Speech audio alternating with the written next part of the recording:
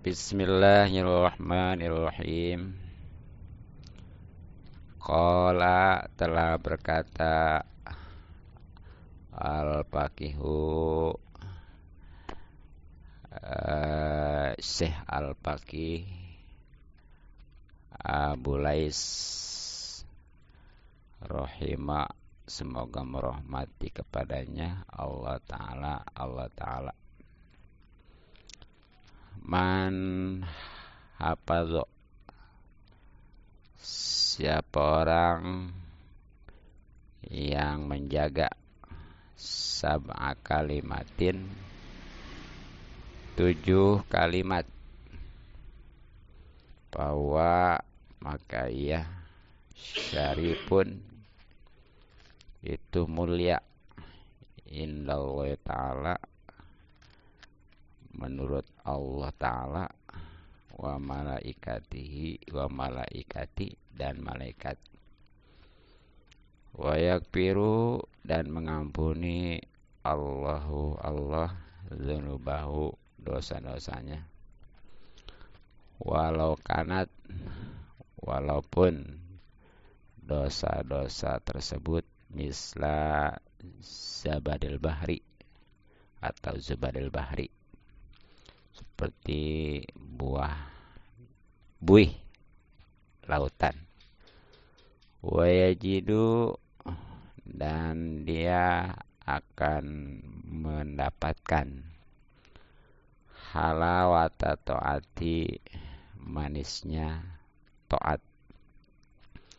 Wa yakunu, bahkan keadaan hayatuhu, baik hidupnya, wa mamatuhu, maupun matinya, khairon, itu baik. Masih makalah yang ke-9 dari bab sulasi, khumasi ya, kitab Nasoyul Ibad, khususnya kelanjutan daripada rumus hidup bahagia, baik di dunia maupun di akhirat. Nah, Syekh Al-Faqih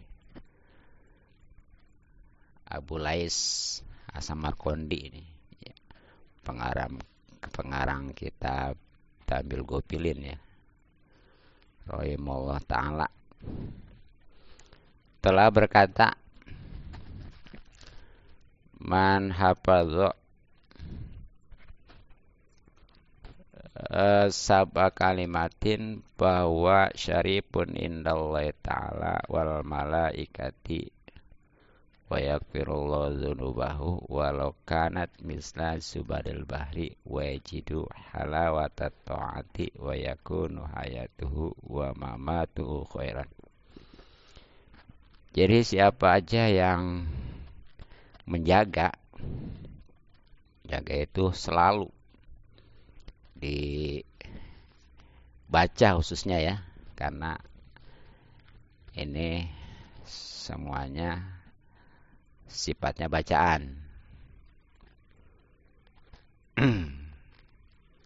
Khususnya pada momen-momen yang akan dijelaskan nanti ya. Ya, sebagaimana kalimatnya ada 7, maka momennya juga ada 7. Momen itu keadaan maksudnya ya. Nah, kalau sudah demikian, insyaallah orang tersebut mulia menurut Allah. Kalau mulia menurut Allah udah luar biasa. Udah insyaallah ya, bahagia di dunia maupun di akhirat. Kalau menurut manusia mah mulia, jangankan di akhirat, di dunia juga belum tentu ya. Dan juga mulia menurut malaikat juga. Kedua tuh keuntungannya.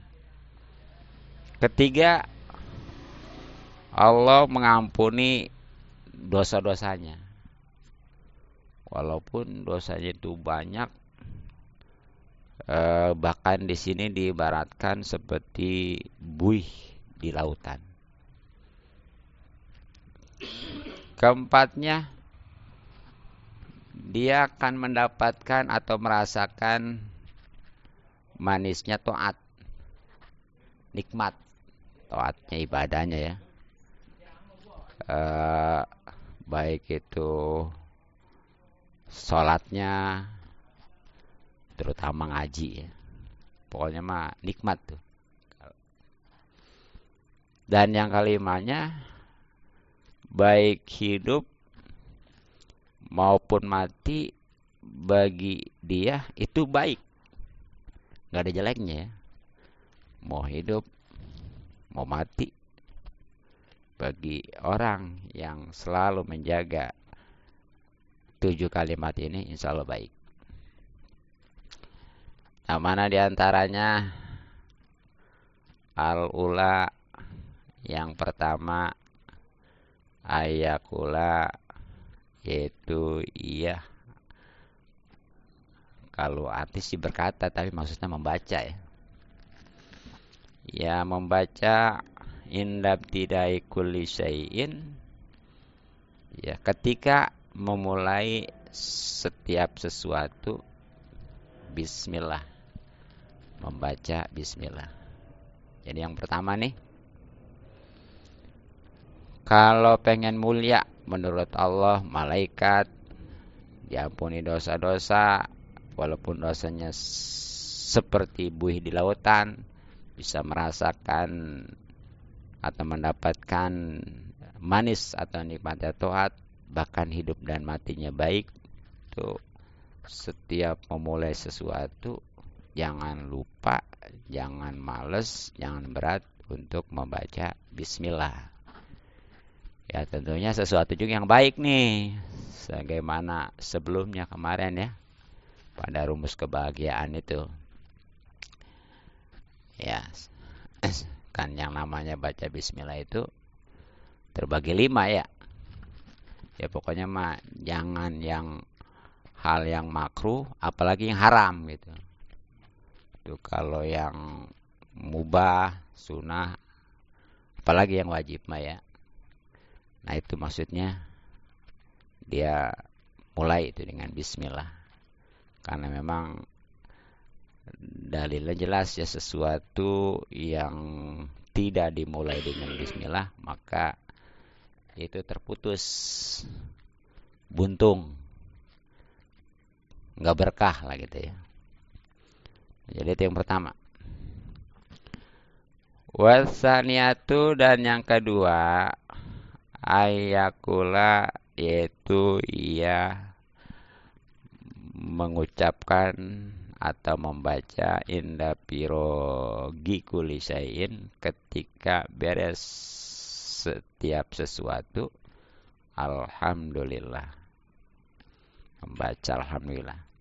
Jadi yang kedua, kalau pengen mulia menurut Allah, menurut malaikat, diampuni dosa-dosa, bisa merasakan manisnya taat, juga hidup matinya baik, itu pokoknya mah setiap selesai dari sesuatu yang baik, sekali lagi ini juga ya, itu jangan lupa, jangan berat untuk membaca alhamdulillah gitu ya. Jadi kalau mulainya mah bismillah, yang artinya dengan nama Allah, sudah dikaitkan tuh, sudah dihubungkan, sudah disambungkan kepada Allah. Ya, kalau udah beresnya alhamdulillah, yang artinya segala puji bagi Allah. Wasalisatu, dan yang ketiganya ayakula, yaitu ia membaca iljajaro, ketika berjalan ala lisanihi, atas lisannya, malayanihi, sesuatu yang tidak bermanfaat baginya, Astagfirullah. Itu membaca astagfirullah. Jadi yang ketiganya, kalau pengen mulia menurut Allah, menurut malaikat, diampuni dosa-dosa, bisa mendapatkan manisat taat, juga mati hidupnya baik. Kata, ketika lisan ini terlanjur ya mengucapkan sesuatu yang tidak bermanfaat, apalagi yang memang itu haram ya, yang nggak manfaat aja. Karena memang yang namanya orang beriman itu mestinya sebagaimana dalam hadis Rasulullah bersabda, "Mangkana yu'minu billahi wal yaumil akhir falyakul khairan." Ya. Siapa aja yang memang beriman kepada dan hari akhir, maka hendaklah katakan kalau memang itu baik ya. Jangan takut-takut. Apalagi memang yang wajib yang harus disampaikan. Tapi kalau memang itu jelek, apalagi haram ya pokoknya mah nggak ada artinya. Itu awalnya smooth. Diam aja udah. Jangan dia mah padahal mah dia bisa ngomong, itu harus disampaikan, tapi karena takut ya nggak berani. Giliran yang perkataan itu buruk karena memang ada yang bayar umpamanya ya. Ya. Dikatakan saja, naudzubillah, jangan sampai gitu ya. Nah, ketika sekali lagi kalau dia terlanjur nih lisannya mengucapkan sesuatu yang tidak bermanfaat, itu jangan lupa, jangan berat untuk beristighfar ya. Membaca astagfirullah. Sekurang orang itu. Saya mohon ampun kepada Allah. Nah, kemarin di dalam rumus kebahagiaan juga udah ya. Keutamaan istighfar. Di antaranya orang kalau mau perbanyak istighfar, melazimkan istilahnya, insyaallah itu akan selalu diberi jalan keluar, akan selalu dilapangkan ya, dan diberi rezeki yang nggak disangka-sangka. Juga masih banyak lagi lah keuntungan istighfar itu. Nah itu yang ketiga. Warabiatu, dan yang keempatnya ayakula, yaitu ia berkata ila aroda, ketika menghendaki fi'lan suatu pekerjaan, membaca insya Allah. Jadi yang keempat nih, kalau pengen mulia menurut Allah, menurut malaikat, diampuni dosa, bisa mendapatkan manisnya taat, juga hidup matinya baik. Itu kalau mau menghendaki sesuatu pekerjaan ya, itu jangan lupa membaca insya Allah. Jangan dikit-dikit oke, siap, waktunya pret. Itu kebanyakan sekarang mah dikit-dikit siap. Iya. Iya. Waktunya sekarang ya. Padahal mah jangankan siapa ya, baginda Nabi saja. Itu di dalam surah Al-Kahfi ya. Mungkin kalau yang ngadawamin setiap hari Jumat mah kebayang nih ya ayatnya. Emang surat Al-Kahfi itu jangan lupa tuh setiap hari Jumat atau malam Jumatnya ya.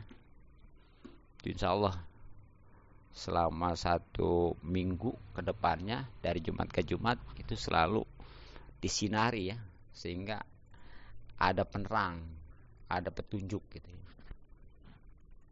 Ya gitu ya. Bisa terhindar dari segala penyakit, terutama insya Allah nanti selamat daripada fitnah dajjal ya. Itu baca tuh setiap, ya bahkan bisa membuat keluarga samawa itu ya. Surat Al-Kahfi itu.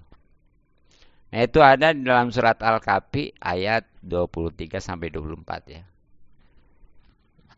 Teguran kepada Rasulullah SAW. Bagaimana Allah Subhanahu wa taala berfirman, A'udzubillahi minasyaitonirrajim. Bismillahirrahmanirrahim. Wa la taqulanna li syai'in inni fa'ilun dzalika goda. Firman Allah ini kepada Rasulullah khususnya, yang terjemahannya, jangan sekali-kali engkau mengatakan terhadap sesuatu, aku pasti melakukan itu besok pagi. Kalau kayak ini mau udah oke aja, siap gitu ya. Illa ayyasha Allah. Tuh, ayat 24-nya. Kecuali dengan mengatakan insya Allah. Yang artinya kalau Allah berkehendak ya. Makanya di kelanjutan ayat 24 itu, walkur rabbaka ila nasita wa qul asa ayah diani rabbi li aqraba min hala rasyada. Jadi, dan ingatlah kepada Tuhanmu apabila engkau lupa, dan katakanlah mudah-mudahan Tuhanku akan memberiku petunjuk kepadaku agar aku yang lebih dekat kebenarannya daripada ini. Itu ya. Ya kalau asbab nuzulnya mah pernah nih orang-orang kafir Quraisy itu bertanya ya kepada Rasulullah tentang cerita Ashabul Kahfi. Itu bagaimana sih ceritanya ya, sejarahnya gitu. Ashabul Kahfi kan jauh sebelumnya ya, zaman Bani Israel. Itu oleh Rasulullah, karena biasanya memang setiap ada masalah turun wahyu atau jawaban itu ya. Makanya ini juga dengan yakin Rasulullah besok dah. Besoknya ya, bahkan beberapa waktu ya, itu nggak turun-turun wahyu. Yang lain juga. Apalagi tentang istilahnya sejarah Ashabul Kahfi. Justru langsung dapat teguran itu tadi. Wala taqulanna li syai'in ini fa'ilun dzalika goda illa ayyasha Allah. Jangan sembarangan, jangan asal ngomong besok dah. Oke, siap. Tapi ya, katakan dengan insya Allah gitu. Nah, itu yang keempat ya. Wal khamisatu, dan yang kelimanya ayakula, itu ia berkata atau membaca ijastakbala ketika menghadapi kepadanya fi'lun makruhun, suatu pekerjaan yang tidak disukai, membaca la haula wala quwata illa billahil aliyil azim. Jadi yang kalimanya nih kalau pengen mulia menurut Allah, menurut malaikat, diampuni dosa-dosa, bisa mendapatkan manisnya taat ibadah, juga mati maupun hidupnya itu baik ya. Itu ketika dihadapkan sesuatu yang tidak disukai nih, nggak menyenangkan ya. Ya seperti umpamanya katakanlah macam musibah mungkin ya. Itu jangan lupa membaca la haula wala quwata illa billahil aliyil azim. Yang artinya tiada daya dan tiada upaya semuanya kecuali Allah yang maha luhur juga agung. Itu jadi yang ke 5 ya. Kemudian wasadi satu dan yang keenamnya ayakula, yaitu ia membaca atau mengucapkan idza asobathu, ketika menimpa kepadanya musibatun, suatu musibah, inna lillahi wa inna ilaihi rajiun, membaca inna lillahi wa inna ilaihi rajiun. Jadi yang keenamnya, kalau pengen mulia menurut Allah, menurut malaikat, diampuni dosa-dosa, mendapatkan manis atau nikmatnya taat ibadah, juga hidup maupun matinya baik, itu kalau ditimpa musibah, baik besar maupun kecil ya. Jangan lupa membaca innalillahi wa inna ilaihi rajiun, yang artinya sungguhnya kami itu milik Allah ya, dan pasti kami juga akan kembali kepada Allah, akan kembali gitu. Itu ya, tentang keuntungannya udah deh di kajian sebelumnya itu, tentang rumus bahagia dunia akhirat. Kemudian yang terakhir, yang ketujuh, wasabiatu, dan yang ketujuhnya layazalu, itu tidak henti-hentinya. Ya, jadi berjalan ala lisanihi, atas lisannya, bilaili, baik malam, wa nahari maupun siang, ya, kalimatul la ilaha illallah Muhammadur Rasulullah. Itu jadi yang ketujuhnya, yang terakhir nih, kalau pengen mulia menurut Allah, menurut malaikat, diampuni dosa-dosa, bisa mendapatkan manis atau nikmatnya taat, dan hidup matinya baik, itu kalau lisannya nih ya, selalu nggak henti-hentinya nih, baik siang, baik malam maupun siang, mengucapkan la ilaha illallah Muhammadur Rasulullah. Itu ya, dimana dan kapanpun juga, daripada ngomong yang gak manfaat ya, apalagi yang haram, nauzubillah, dengan baca selalu la ilaha illallah Muhammadur Rasulullah.